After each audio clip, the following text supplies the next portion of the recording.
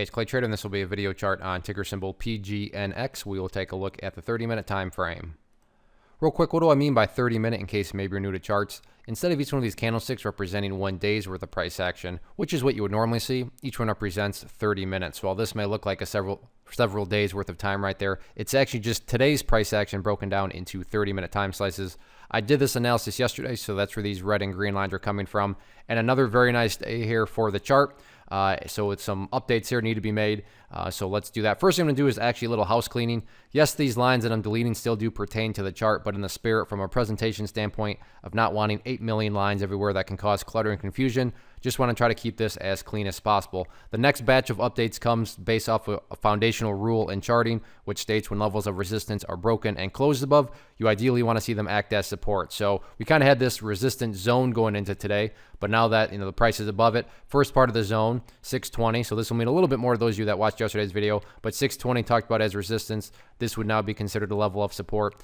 And then up here at $6.40 was considered a level of resistance yesterday, but the price is broken above it. So now this is a transition from, an area of resistance to, a zone of support. And going forward, ideally, if the price can stay up above this quote unquote zone, that would certainly make the chart look the strongest going forward. Now, if the price does drop below it, by no means am I saying that everything's ruined or anything like that, because you still do have the overall trend indicator, that purple line right there, the 50 period simple moving average. But yeah, definitely, best case scenario is the price staying up above that zone. Now, before we talk about levels of resistance, I want to bring this up before I forget. Again, each one of these represents 30 minutes. Why do I bring that up? Well, check out the final 30 minutes of the day. Biggest volume all day, and then you got a pretty crazy candle, which in the world of charts we would call ultimately turn into a hammer-ish type candle, doji, whatever you want to call it. So very interesting setup. Now, just because this formed on big volume, I'm not saying that the price is guaranteed to go over $7 tomorrow. I wish the market was that easy where it had guarantees. But would I be shocked to see some sort of follow through? I wouldn't be shocked at all, but that remains to be seen. So really it's just a question of, this momentum that the price had, because at one time it was all the way down there, but then the price followed all the way back.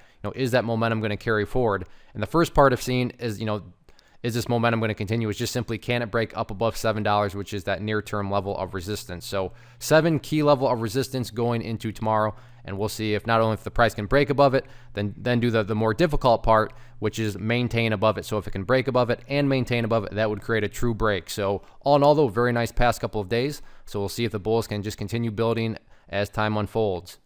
One of the most popular questions I get is, hey Clay, how do you find the stocks that you trade? So what I've done is put together this free resource guide where I talk about the tools that I use to locate stocks that I find interesting and think may have potential. So if that sounds like something that could add value to you as a trader, then by all means click right there to get access to the guide. The guide itself is very short and to the point, and like I say, it is free. Thanks for watching. Have a good one.